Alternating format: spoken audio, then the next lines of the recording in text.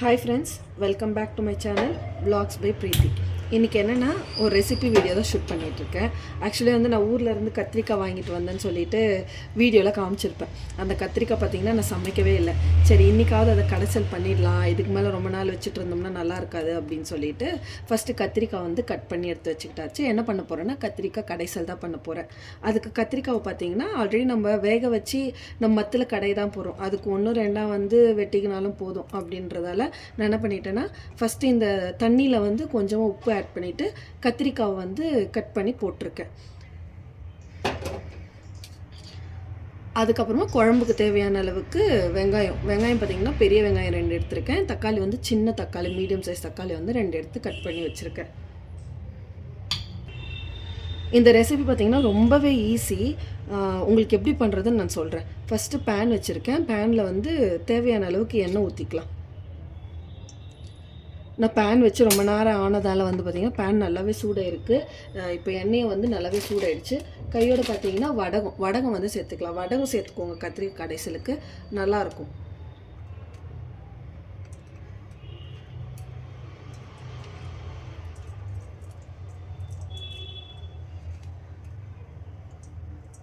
Almost வடகம்னா எல்லாருக்கும் என்னன்னு தெரியும்னு நினைக்கிறேன். வடகம் சேர்த்துட்டாச்சு. வடகம் நல்லா பொரிஞ்சு வரட்டும். பொரிஞ்சு வந்ததுக்கப்புறமா நம்ம தக்காளியும் வெங்காயம் சேர்த்துக்கலாம்.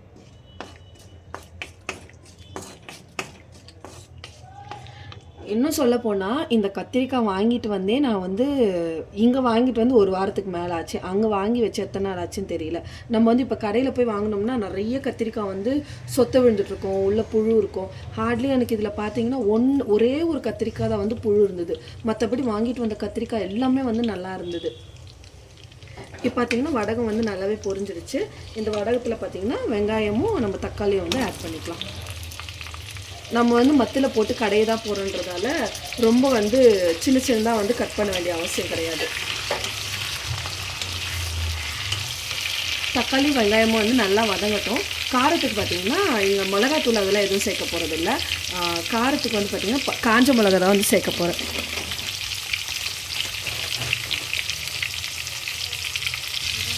காரத்துக்கு காஞ்ச மிளகா போடுறேன்னு சொன்னேன் பார்த்தீங்களா. கரெக்டாக நான் கரெக்டாக 10 ஒரு 12 காஞ்ச மிளகா கிட்டே எடுத்து வச்சுருக்கேன்.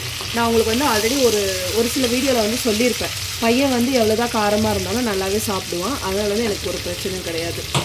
இங்கே பார்த்தீங்கன்னா காஞ்ச மிளகா ஆட் பண்ணியாச்சு. காஞ்ச மிளகா கூட பார்த்தீங்கன்னா சீரகம் ஆட் பண்ணிக்கலாம். சீரகம் கொஞ்சமாக ஆட் பண்ணிக்கிறேன். ரொம்ப போடாதீங்க. ரொம்ப போட்டால் எனக்கு பிடிக்காது, உங்களுக்கு பிடிக்கனாலும் நிறைய சேர்த்துக்கோங்க சீரகம். நான் பார்த்தீங்கன்னா கரெக்டாக 1 டேபிள் ஸ்பூனில் 1/2 டேபிள் ஸ்பூன் சேர்த்துருக்கேன். அது கூட பார்த்தீங்கன்னா கொஞ்சமாக மிளகு. இதோட பார்த்தீங்கன்னா இதில் கொஞ்சமாக தனியாகவும் சேர்த்துக்கலாம்.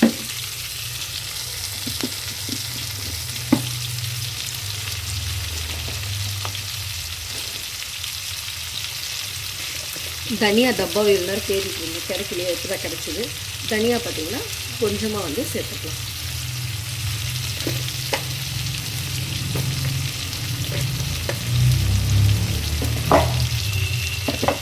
இப்போ இதை நம்ம மசாலா நல்லா வறுத்து எடுத்துக்கலாம்.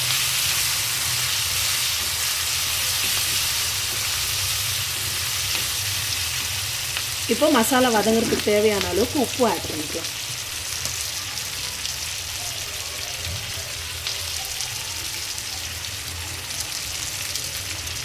இதில் மசாலான்னு பார்த்தீங்கன்னா நான் போட்டிருக்கேன் பார்த்தீங்களா, இதுதான் மசாலா. வேறு எதுவும் புதுசாக என்ன சொல்கிறது, மிளகாத்தூளோ வேறு எதுவும் சேர்க்க போகிறது கிடையாது. உப்பு சேர்த்ததுக்கப்புறம் கொஞ்சமாக மஞ்சள் தூள் சேர்த்துக்கலாம்.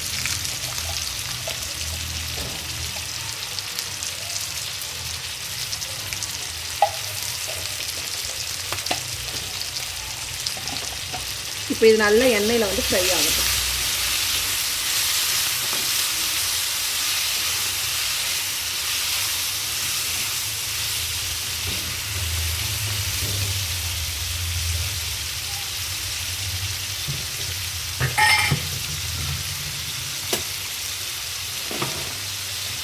இப்போ மசாலா எல்லாமே போட்டாச்சு இல்லையா. இப்போது கையோட புளியும் சேர்த்துக்கலாம்.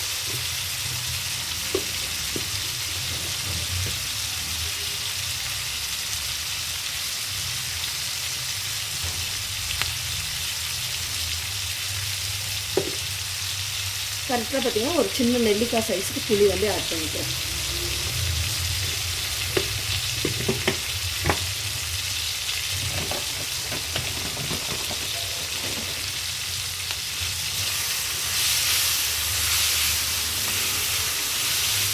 இப்போ நம்ம சேர்த்த மசாலா எல்லாமே வந்து நல்லா ஃப்ரை ஆகிடுச்சு.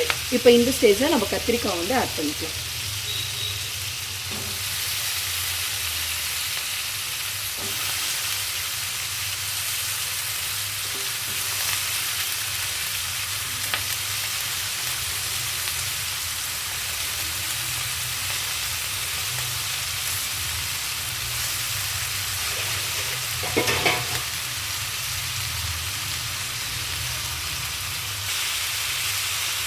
இப்போ கத்திரிக்காவும் ஆட் பண்ணியாச்சு. கத்திரிக்காவும் சேர்த்து கொஞ்சம் நல்லா வதக்கி விட்டுக்கலாம்.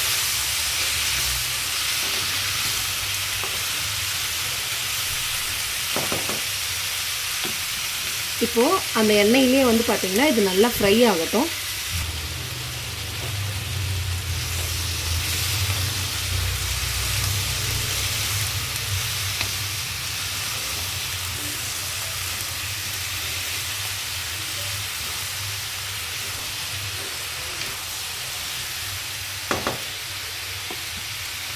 கத்திரிக்காய் பார்த்திங்கன்னா மசாலா கூட நல்லா ஃப்ரை ஆகிட்டுருக்கு.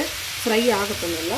இது நல்லா ஃப்ரை ஆகிட்டு வந்ததுக்கப்புறம் ஒரே ஒரு கிளாஸ் வந்து தண்ணி வந்து ஆட் பண்ணிக்கலாம். தண்ணி ஆட் பண்ணிவிட்டு நம்ம வந்து மூடி போட்டு மூடி வச்சிடலாம். இங்கே கத்திரிக்காய் பார்த்திங்கன்னா ஓரளவுக்கு நல்லாவே ஃப்ரை ஆகிடுச்சு. இந்த ஸ்டேஜில் பார்த்திங்கன்னா கரெக்டாக இதில் பார்த்திங்கன்னா நான் இதில் ஒரு அரைவாசி பாதி இதில் பாதி வந்து தண்ணி வந்து ஊற்றிக்கிறேன். நான்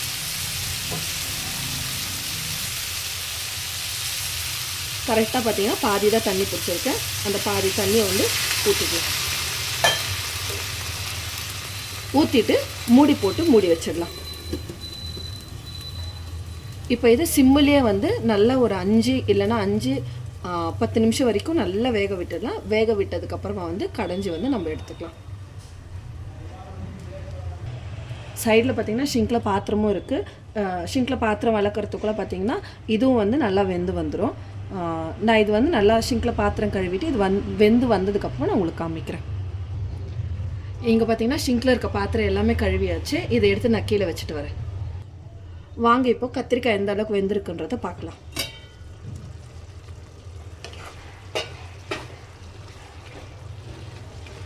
கத்திரிக்காய் பார்த்திங்கன்னா தண்ணியெல்லாம் சுண்டி கொஞ்சம் நல்லாவே வெந்து வந்திருக்கு. இன்னும் கொஞ்சம் நேரம் வேகட்டும். வெந்ததுக்கப்புறமா நம்ம மசிச்சு வந்து எடுத்துக்கலாம். ஆக்சுவலாக இது பார்த்திங்கன்னா நீங்கள் வேணும்னா குக்கர்லேயும் வைக்கலாம். எனக்கு குக்கரில் வச்சா அது என்னமோ அவ்வளோ டேஸ்ட்டாக இருக்க மாதிரி தெரியாது.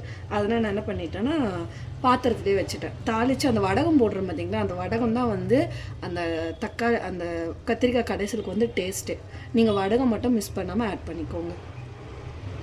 இன்னும் ஒரு 10 நிமிஷம் இல்லை, ஒரு 2-3 நிமிஷம் வெந்து வரட்டும். அந்த தண்ணியெல்லாம் இருக்குல்ல, தண்ணியெல்லாம் நல்லா சுண்டி கொதித்து வரட்டும். இங்கே பார்த்தீங்கன்னா ஒரு 3 நிமிஷம் ஆயிடுச்சு. கத்திரிக்காய் வந்து நல்லா வெந்து வந்துருச்சு. இப்போ வந்து கேஸை வந்து நான் ஆஃப் பண்ணிக்கிறேன். ஆஃப் பண்ணிக்கிட்டு இது நல்லா சில்லுன்னு ஆறட்டும். ரொம்ப சில்லுன்னு ஆறணுன்ற அவசியம் கிடையாது. உங்களுக்கு வேணும் இப்படியே கடைஞ்சிக்கலாம். இது நல்லா ஆறட்டும். இது ஆறுறதுக்குள்ளே பார்த்தீங்கன்னா நான் சைடில் வந்து சாப்பாடு வச்சிடுறேன். ஆக்சுவலாக சாப்பாடு பண்ணுறதா களி பண்ணுறதான்னு கன்ஃபியூஸாக இருக்குது. ஒரு 2 நிமிஷம் யோசிக்கிறேன் என்ன பண்ணலாம் அப்படின்ட்டு. இங்கே பார்த்தீங்கன்னா கத்திரிக்காய் கடைசலுக்கு கடைசியாக வந்து ஒரு ஃபைனலாக ஒரு டிசிஷன் எடுத்தாச்சு. களியே பண்ணிடலாம் அப்படின்ட்டு. கரெக்டாக பார்த்தீங்கன்னா 1 கிளாஸ் பச்சரிசியை வந்து நல்லா கழுவி அதுக்கு தேவையான அளவுக்கு தண்ணி வந்து அளந்து எடுத்துகிட்ருக்கேன்.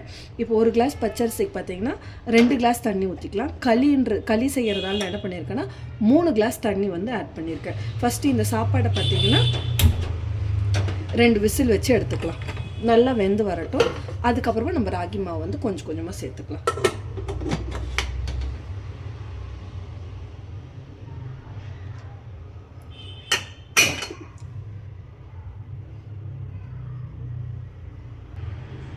இப்போ சைட் பை சைடு இதையே வந்து நல்லா கடைஞ்சி எடுத்துக்கலாம்.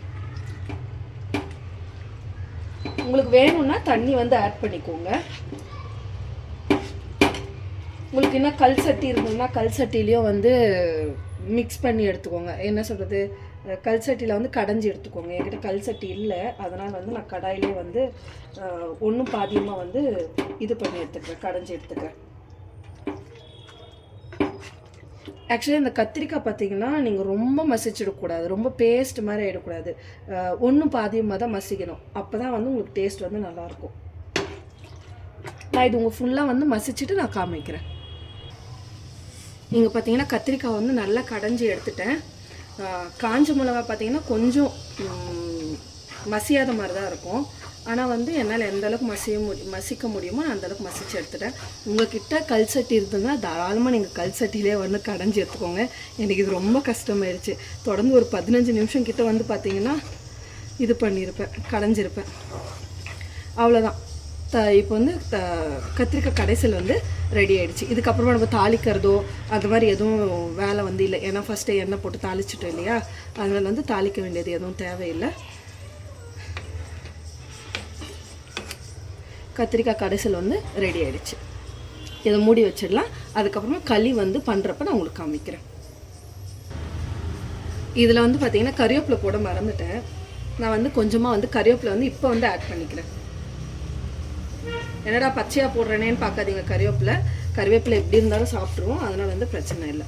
உங்களுக்கு வேணும்னா லைட்டாக எண்ணெயை சூடு பண்ணிவிட்டு எண்ணெயில் கறிவேப்பிலை போட்டு போடுங்க, நல்லாயிருக்கும்.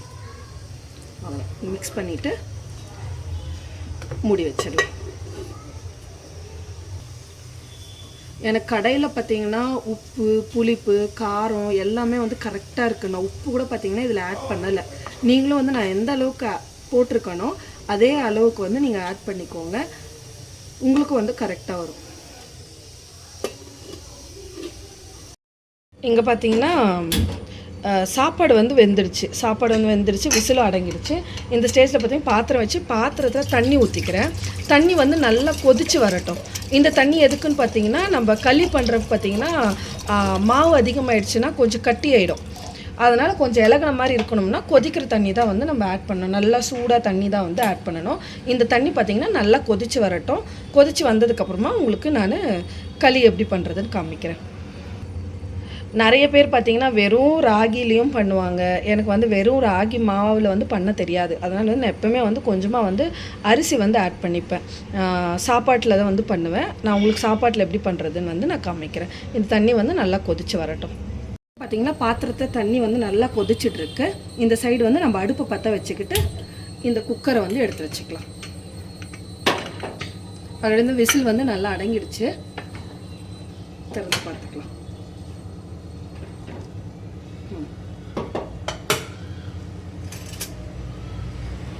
இங்கே சாப்பாடு பார்த்திங்கன்னா நல்லா வெந்திருக்கு.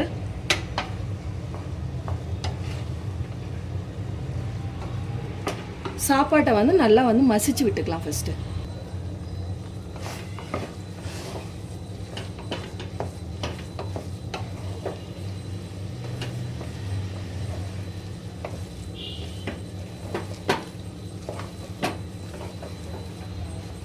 சாப்பாட்டை வந்து எப்பவுமே சூட்டோடு மசிச்சு விட்டுருங்க.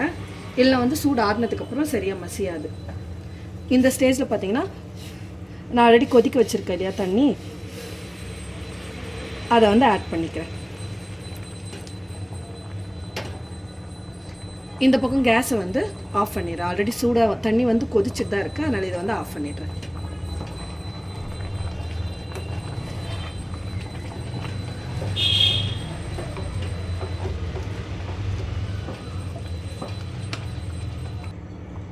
இங்கே பார்த்தீங்கன்னா தண்ணியும் சாப்பாடும் வந்து நல்லா கொதிச்சுட்ருக்கு. இந்த ஸ்டேஜில் வந்து நம்ம ராகி மாவு வந்து ஆட் பண்ணிக்கலாம்.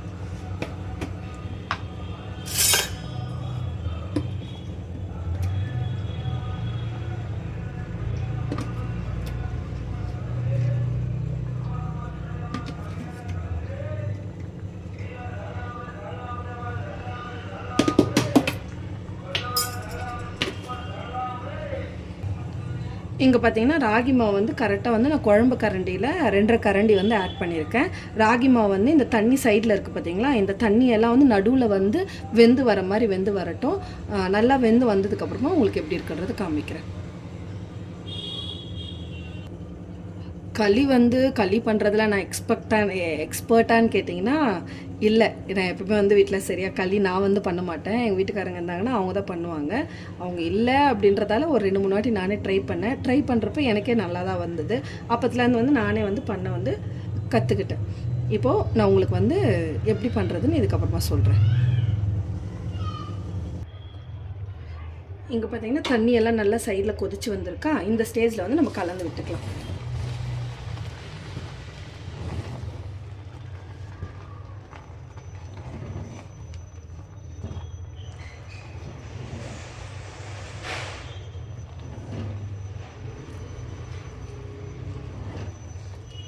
இதை பார்த்தீங்கன்னா அடுப்பு மேலேயே வச்சு கலந்தால் கலர முடியாது. நான் உங்களுக்கு கலந்து முடிச்சு கீழே வச்சு கலரப்போ காமிக்கிறேன்.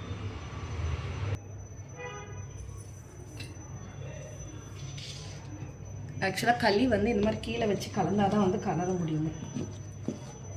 ராகி மாவு நம்ம ஆட் பண்ணியிருக்கோம் இல்லையா, அது எல்லா பக்கமும் மிக்ஸ் ஆகிற மாதிரி கலந்து விட்டுக்கலாம்.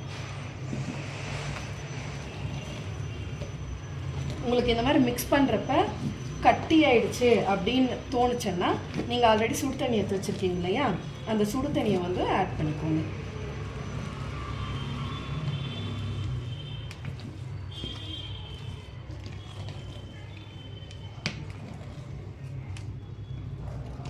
நல்லா அந்த ராகி மாவு வந்து நம்ம போட்டிருக்க சாப்பாடு, நம்ம வச்சுருக்க சாப்பாடு கூட எல்லா பக்கமும் வந்து மிக்ஸ் ஆகணும்.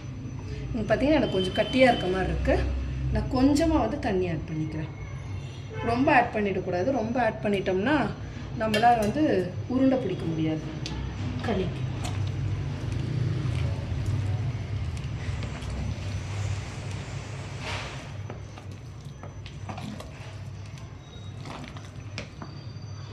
கொஞ்சம் கை வலிக்க தான் செய்யும்.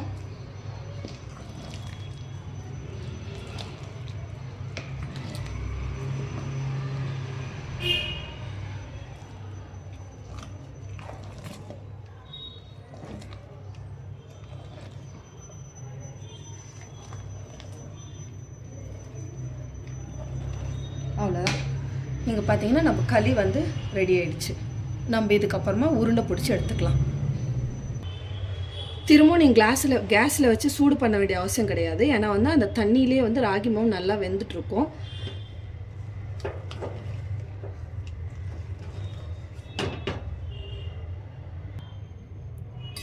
இப்போது இந்த கிண்ணத்தில் உருண்டை பிடிச்சி இந்த பாத்திரத்தில் வந்து மாற்றிக்கலாம்.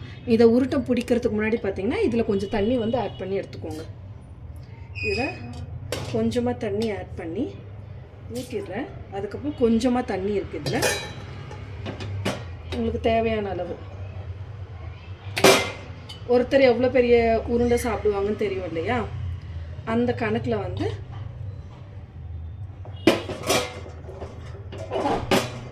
இது பண்ணி எடுத்துக்கோங்க. நீங்கள் அதுக்கப்புறமா இதெல்லாம் சுற்றுங்க.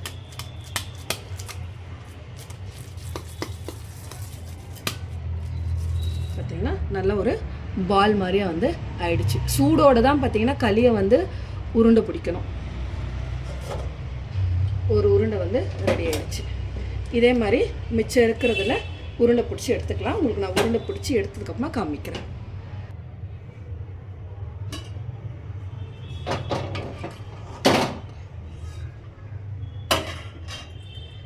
இங்கே பார்த்தீங்கன்னா நான் போட்ட அரிசி அளவுக்கு கரெக்டாக 1 கிளாஸ் அரிசி சேர்த்தேன் இல்லையா, 1 கிளாஸ் அரிசி எனக்கு மீடியம் சைஸில் 3 உருண்டை களி வந்து ஆயிருக்கு. களியும் கத்திரிக்காய் கடைசியிலும் ரெடி. இப்போ வந்து இதில் வந்து உங்களுக்கு ஒரு வேளை யாராவது ஒருத்தர் சாப்பிடல, ஒரு உருண்டை மீந்துருச்சு அப்படின்னு நினச்சிங்கன்னா அந்த உருண்டையை வந்து அப்படியே இந்த பாத்திரத்திலே போட்டுட்டு அந்த உருண்டை வந்து முழுகிற வரைக்கும், அந்த களி முழுகிற வரைக்கும் பார்த்தீங்கன்னா தண்ணி ஊற்றி வச்சுடுங்க. தண்ணி ஊற்றி வச்சுட்டு காலையில் கொஞ்சமாக தயிர், அதுக்கப்புறம் வந்து வெங்காயம் போட்டு பிசைஞ்சு சாப்பிட்டிங்கன்னா கூழ் மாதிரி இருக்கும். அப்போ வந்து உங்களுக்கு ராகி களி வந்து வேஸ்ட்டும் ஆகாது. நான் அதுக்காக தான் வந்து பார்த்திங்கன்னா ஒரு உருண்டை எக்ஸ்ட்ராவே பண்ணியிருக்கேன். இங்கே பார்த்தீங்கன்னா களியும் கத்திரிக்காய் கடைசியிலும் ரெடி ஆகிடுச்சு. உங்களுக்கு இந்த வீடியோ பிடிச்சிருந்தா மறக்காமல் சேனலை லைக் பண்ணிவிட்டு ஷேர் பண்ணிவிட்டு சப்ஸ்கிரைப் பண்ணிவிட்டு பாருங்கள். ஓகே ஃப்ரெண்ட்ஸ், இன்னொரு இன்ட்ரெஸ்டிங்கான வீடியோவில் மீட் பண்ணுற வரைக்கும் பாய்.